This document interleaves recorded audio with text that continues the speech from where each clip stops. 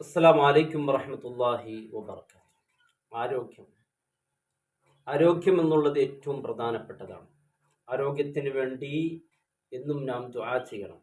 അള്ളാഹു ആഫിയത്തോടു കൂടിയുള്ള ആരോഗ്യത്തോടു കൂടിയുള്ള ദീർഘായുസ്സ് അള്ളാഹു നൽകട്ടെ. കയ്യിൽ ഒരുപാട് സമ്പത്തുണ്ട്, ആരോഗ്യമില്ല, എന്തെങ്കിലും ഒരു കാര്യമുണ്ടോ? എന്തും ദുആ ചെയ്യണം. അല്ലാഹുമ്മ ഇന്നാ നസ്അലുക്കൽ അഫ്വ വല്ലാഫിയത ഫിദ്ദീനി വദ്ദുനിയ വൽആഖിറ. അള്ളാഹു ആരോഗ്യം നൽകി അനുഗ്രഹിക്കട്ടെ.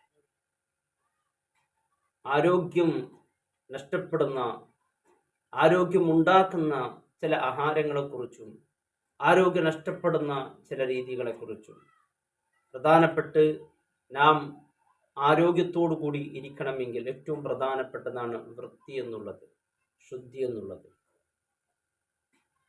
ശുദ്ധിയെക്കുറിച്ച് വിശുദ്ധ ഖുർആൻ പറയുന്നത് അള്ളാഹ്ക്ക് ഏറ്റവും ശുദ്ധിയുള്ളവരെയും തൗബ ചെയ്യുന്നവരെ ഇഷ്ടമാണ് എന്ന്.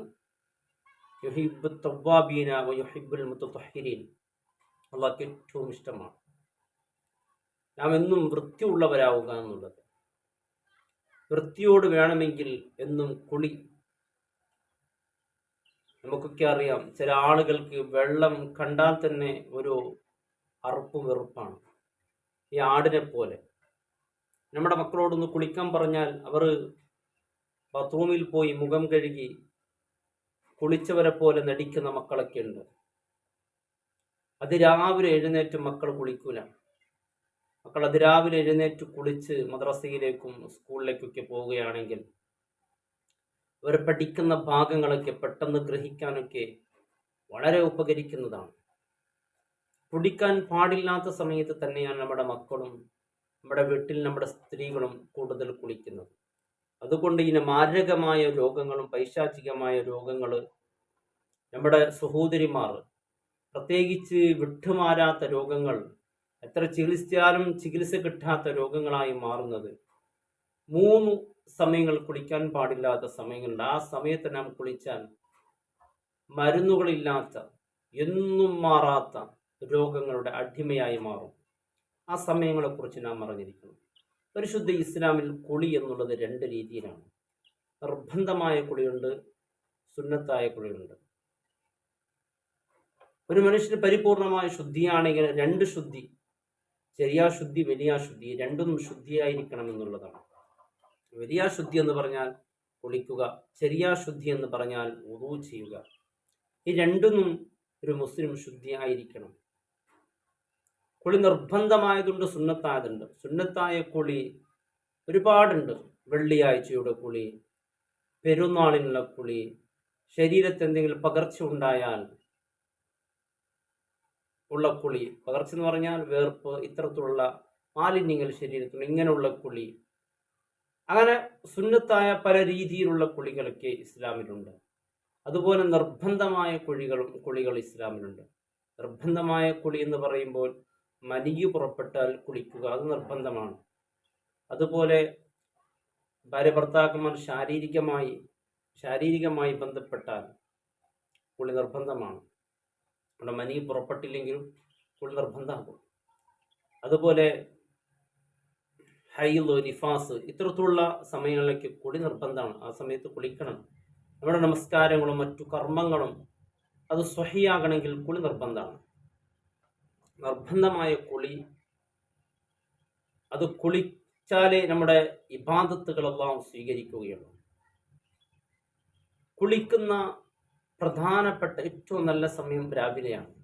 കുളിക്കാൻ പാടില്ലാത്ത ഒരു സമയം എന്നുള്ളത് ഖുബൈലൽ മഗ്രിബ്, മഗ്രിബിന്റെ തൊട്ട് മുമ്പ് കുളിക്കുക.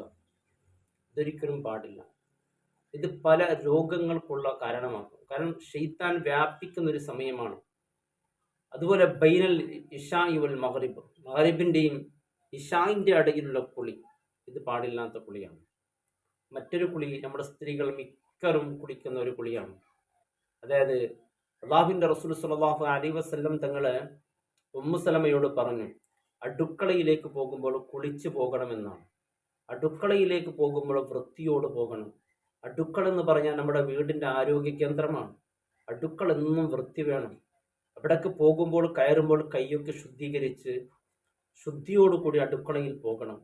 നല്ല നിയ്യത്തോടു കൂടി അടുക്കളയിൽ പോയി ജോലി ചെയ്യുമ്പോൾ അൽഹംദുലില്ലാഹ് നമുക്ക് ആരോഗ്യം കിട്ടും, അതോടൊപ്പം അല്ലാഹുവിനരികിൽ പ്രതിഫലം കിട്ടും. നമ്മുടെ മക്കള്, നമ്മുടെ